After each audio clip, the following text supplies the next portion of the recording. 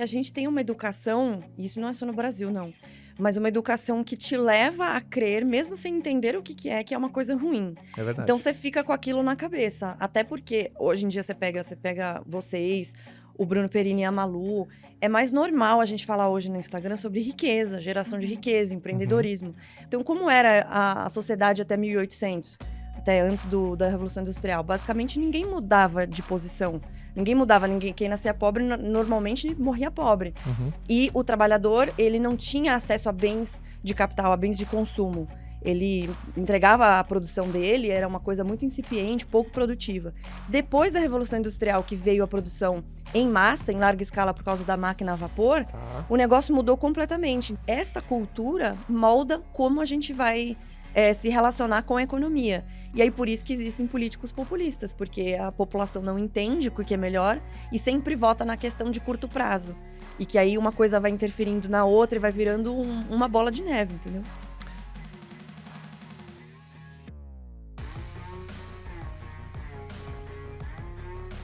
Você fala muito de economia linkado com a história e política tá nesse meio todo, não tem como descolar, né? A influência política na economia é fortíssima.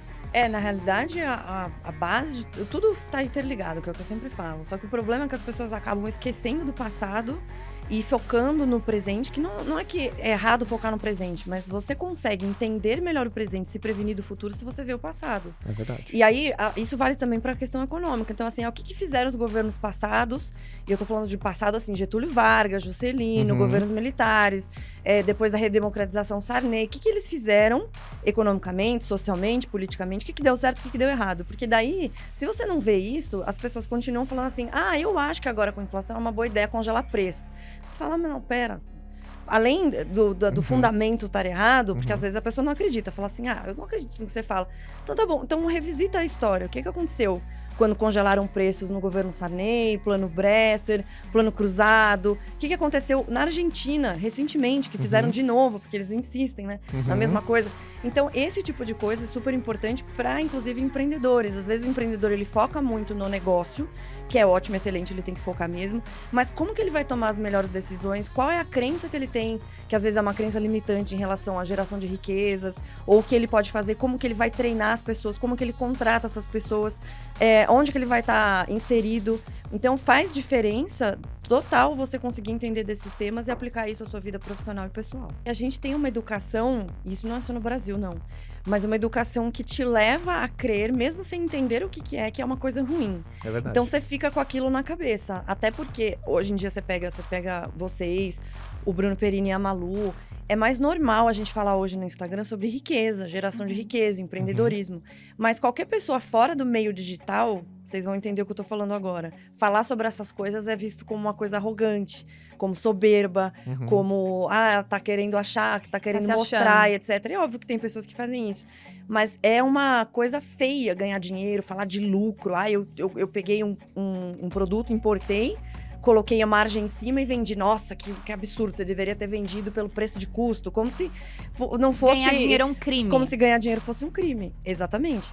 E isso vem da educação ruim. Então, o que quer dizer capitalismo? Capitalismo, na realidade, foi um nome inventado pelos detratores do capitalismo. É um termo marxista sobre a acumulação de capital. Só que eles entendiam que a acumulação de capital era uma coisa ruim. A acumulação de capital, na realidade, é responsável pela evolução da humanidade. E como? Sem a acumulação de capital, você não tem como poupar e investir em alguma coisa.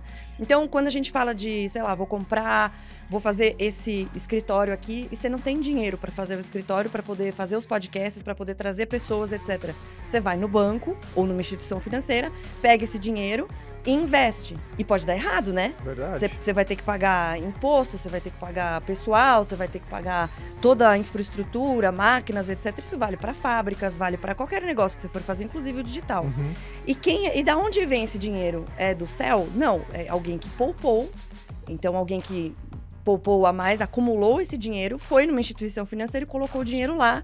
E essa instituição financeira vai fazer a ponte para alguém que está precisando do dinheiro. Perfeito. Isso é, de maneira bastante resumida, a importância da acumulação de capitais na evolução da humanidade. Porque a partir do momento que se cria a acumulação desse dinheiro, você pode transferir isso para quem for um homem ou uma mulher de negócios. E é isso que moveu o mundo desde então. Isso foi melhor observado depois da Revolução Industrial, pelo Adam Smith, que é um economista que foi o primeiro cara que observou e falou, bom, essa estrutura capitalista ela é positiva. E quanto mais livre você deixar as pessoas, melhor. Foi o primeiro que observou isso. Ele fez alguns erros nessa primeira observação, mas a observação principal de liberdade, manter as pessoas livres e de que o individualismo move o mundo e de uma forma positiva para o coletivo. E aí o exemplo que eu dou é o seguinte, e ele fala isso no livro dele, A Riqueza das Nações. Não é da benevolência do padeiro, do cervejeiro, do açougueiro que você vai ter o seu jantar, mas porque ele quer o sustento dele primeiro. Óbvio que ele pode ter o propósito de alimentar as pessoas, mas o propósito principal qual que é? Ele ter dinheiro para ele poder fazer as coisas que ele quer. Morar numa casa, ter alimentação, pagar a educação dos filhos. E é esse individualismo que move o mundo. E aí vem a questão do lucro. Como é que você tem uma empresa saudável, contratando pessoas, melhorando processos, comprando infraestrutura e às vezes, de novo, pode dar errado. É um risco, sem ter lucro. Então, esse entendimento sobre o que é o capitalismo e como ele é benéfico para as pessoas. Então, como era a sociedade até 1800? Até antes da Revolução Industrial. Basicamente, ninguém mudava de posição. Ninguém mudava, quem nascia pobre normalmente morria pobre. E o trabalhador, ele não tinha acesso a bens de capital, a bens de consumo. Ele entregava a produção dele, era uma coisa muito incipiente, pouco produtiva. Depois da Revolução Industrial, que veio a produção em massa, em larga escala por causa da máquina a vapor, o negócio mudou completamente. Então, os trabalhadores de uma fábrica compravam os produtos da outra. E isso fez uma revolução no mundo, em termos de tudo, inclusive de liberdades individuais. Porque a partir desse momento fazia mais sentido você ter as pessoas livres para consumir e para trabalhar do que escravas ou ganhando pouco, enfim. Foi havendo essa evolução. E aí a pobreza era de 95% mais ou menos em 1800, com 1 bilhão de pessoas no mundo. Hoje, quase 8 bilhões de pessoas, ou seja, 8 vezes mais pessoas, a pobreza está em 10% do mundo. E é possível extirpá-la. E como? Com liberdade econômica. Mas o mais importante de se perguntar é por que existem algumas sociedades mais pobreza do que outras? E da onde vem a pobreza e da onde vem a riqueza? Então, a pobreza, na realidade, ela é a condição natural do ser humano. Só que como a gente nasceu numa época em que tudo é muito mais fácil, as pessoas não dão esse valor a tudo que a gente conquistou como ser humano, enquanto humanidade, nesses últimos 200 anos. Que numa escala evolutiva é nada. Então a pobreza ela só conseguiu ser reduzida em alguns lugares praticamente exterminada por causa da liberdade econômica, economia de mercado, capitalismo é isso. E aí se você pega sociedades como o Brasil, por exemplo, que tem menos liberdade econômica, tá lá hoje na posição 133 do ranking de liberdade econômica. Por que a gente tem mais pobreza do que na Dinamarca? Uma vergonha 133, né? Esse ranking vai até quando? Eu já vou chegar lá. Mas por que a gente tem mais pobreza do que a Dinamarca, ou que a Austrália, ou que a Nova Zelândia? Porque às vezes correlacionam assim, o Elon Musk é bilionário, isso significa que pessoas na África são pobres porque ele tirou dinheiro delas, como se fosse um bolo único. Então, a primeira coisa que a gente precisa tirar aqui do conceito das pessoas, a economia não é jogo de soma zero. Quando você enriquece, você não deixa outra pessoa mais pobre. Perfeito. A riqueza se gera.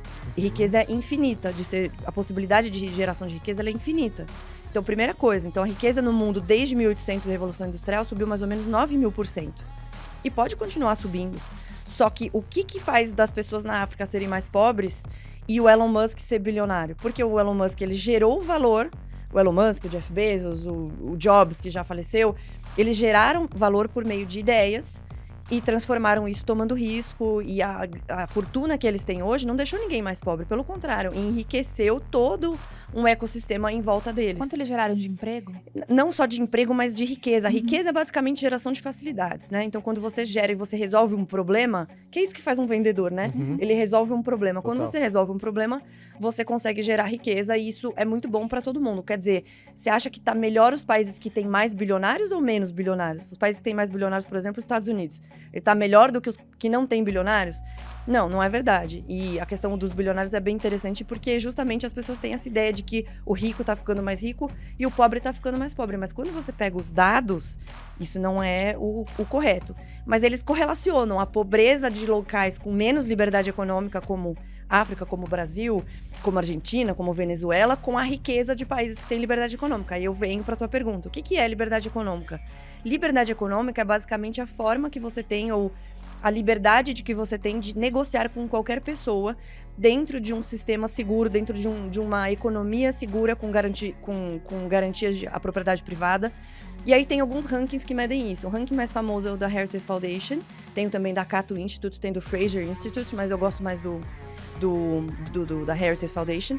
E aí ele tem 4 fatores principais. Então tem liberdade de mercados, então se tem open markets mesmo, se você consegue negociar com qualquer lugar do mundo, se é fácil essa negociação. O que quer dizer fácil negociação? Se não tem tarifas muito altas. Aqui no Brasil, por exemplo, tudo que você vai importar tem tarifas altas. Então você acaba deixando coisas que são básicas para a população, tipo trigo, mais alto do que ele poderia ser, porque você tem essa ideia de protecionismo da indústria nacional. Essa é uma ideia mercantilista que começou lá no século XV.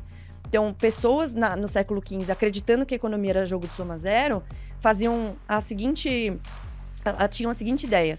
O país precisa acumular muitos metais e precisa ser protecionista. Ele não pode deixar indústrias de outros países entrarem, porque isso vai deixar a gente mais pobre.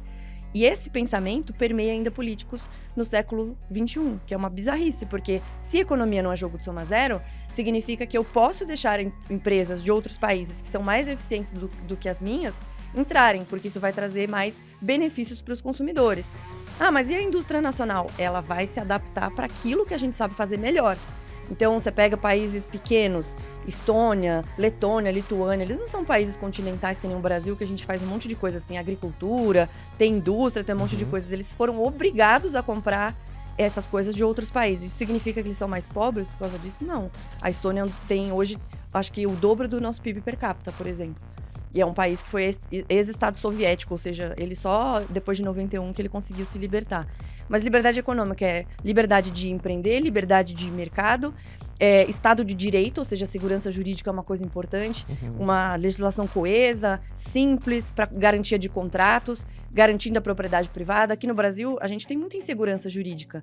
Vem um político, dá uma canetada, mudou tudo. Do dia para a noite, da noite para o dia muda. E quem é empreendedor sabe. Daí tem a questão dos impostos, quantos impostos você paga, a dificuldade de pagar impostos, empreendedorismo, quando você tem dentro da nossa educação de que é uma coisa ruim, que é uma coisa feia, que ganhar dinheiro é errado, que lucro é errado, e aí você tem, some-se a isso, dificuldade de empreender, essa cultura molda como a gente vai se relacionar com a economia.